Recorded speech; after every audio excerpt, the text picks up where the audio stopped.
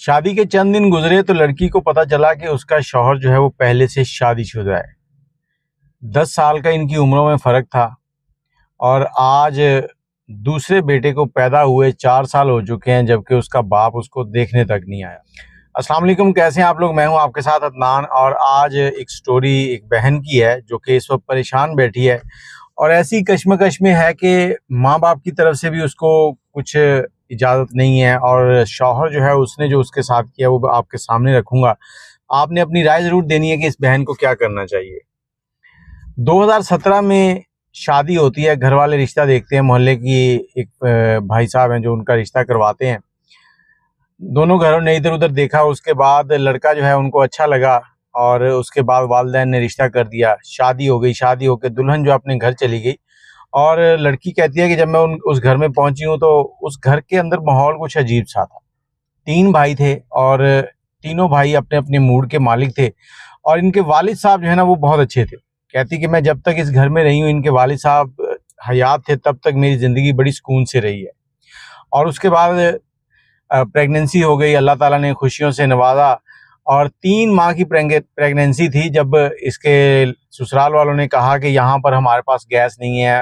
یہ پہاڑی علاقوں کا قصہ ہے، میں یہاں پر آپ کو پراپر نام شو نہیں کر سکتا، لیکن اس شخص نے جو کچھ کیا وہ اچھا نہیں کیا۔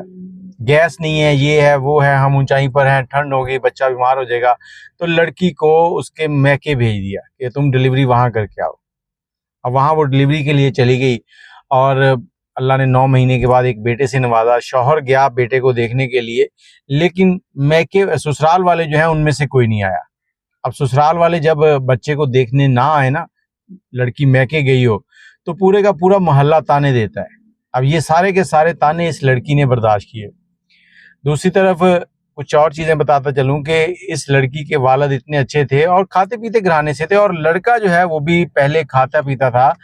یہ کہہ لیں کہ بس ایک اس لڑکی کے لیے اس کے پاس کچھ نہیں تھا۔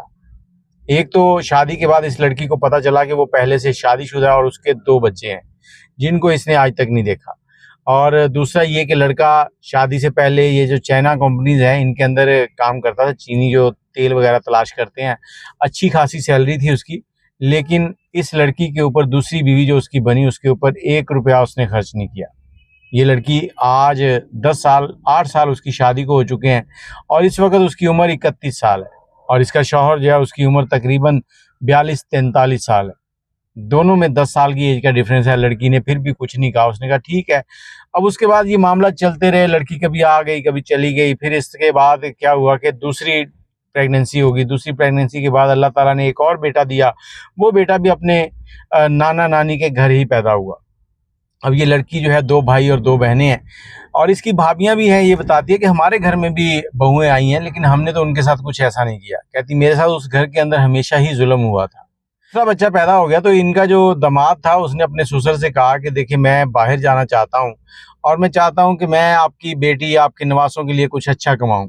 اب سسر جو تھا اس نے کہا کہ چلو ٹھیک ہے، اچھے پیسے کمائے گا، میری بیٹی خوش رہے گی، اور میرے جو نواسے ہیں وہ خوش رہیں گے، ان کا گھر آباد ہو جائے گا۔ اس نے کہیں سے پیسے جمع کیا اور اپنے داماد کو پیسہ دیا، اور وہ باہر چلا گیا۔ باہر جانے کے بعد پھر داماد نے رنگ بدل لیا، 3 سال وہاں رہا، اور 3 سال میں یہ بہن بتاتی ہے کہ اس کو 1 روپیہ نہیں اس نے بھیجا۔ جو بھی پیسے تھے وہ اپنے بھائیوں کو بھیجتا تھا اور اپنی ماں کو بھیجتا تھا، لیکن اس کو 1 روپیہ نہیں دیا۔ اور اس کے بعد واپس آ گیا کام سے واپس آنے کے بعد بھی بیٹے کو دیکھنے نہیں گیا۔ بیٹا آج شاید 4 سے 5 سال کا ہو چکا ہے۔ بیٹے اب اپنی ماں سے پوچھتے ہیں کہ ہمارا باپ کون ہے، اور اس باپ کو ذرا برابر ان بچوں کے اوپر ترس نہیں آیا کہ وہ میرے بچے ہیں، میرا راہ تکتے ہیں، میں ان سے ملنے جاؤں، میں اپنی بیوی کو اپنے گھر لا کے رکھوں۔ چلیں دوسری شادی کر لی، میں اس چیز پہ اعتراض نہیں کرتا، شادی کر لی ہے ٹھیک ہے، لیکن اس کے حقوق تو پورے کرو نا۔ یا پھر تم نے صرف شادی مزے کرنے کے لیے کی تھی کہ مزے کیے، اس کے بعد اس کو رخصت کر دیا۔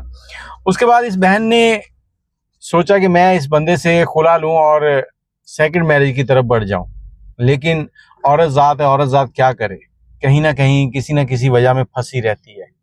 جیسے اس نے یہ سٹیپ لینے کا فیصلہ کیا تو لڑکی کے والدین جو ہیں وہ آ گئے کہ ہمارے معاشرے میں کیا عزت رہے گی، ہم عدالت جائیں گے، عدالتوں کے چکر کاٹیں گے تو ہمارے آس پاس والے لوگ ہمیں کس نظر سے دیکھیں گے، تم ایک طلاق یافتہ ہو جاؤ گی، دوسری شادی ہوگی نہیں ہوگی اللہ جانے، لیکن والدین نے بچی کو روک دیا۔ تو میں نے بہن سے کہا کہ آپ اپنے ہسبینڈ سے رابطہ کیوں نہیں کرتی؟ آپ نے رابطہ کیا؟ تو وہ کہتی کہ جس شخص نے 8-9 سال جو میرے اس کے ساتھ گزرے ہیں اس میں میرا حال نہیں پوچھا، اور پچھلے 4-5 سال سے اس نے ایک بار اپنے بچوں کو بھی نہیں دیکھا، تو میں اس سے رابطہ کیسے کروں؟ میں اگر رابطہ کرنا چاہوں بھی تو میرے گھر والے جو ہیں وہ کہتے ہیں، میرے والد میرے بھائی کہتے ہیں کہ تم نے ان سے رابطہ نہیں کرنا، اگر وہ خود آتا ہے تو ٹھیک ہے بسم اللہ ہے، لیکن تم رابطہ نہیں کرو گی، تمہیں خرچہ ملے گا، پیسے ملیں گے، جو تم کہو گی وہ ملتا رہے گا اس گھر میں، لیکن ہماری عزت پر داغ نہ آئے۔ آج آپ سب لوگوں سے میں یہ پوچھنا چاہتا ہوں کہ اس بہن کو کیا کرنا چاہیے؟ اپنی جوانی کے دن جو ہے وہ اس وقت اس طرح سے کاٹ رہی ہے جیسے ایک بیوہ عورت ہو۔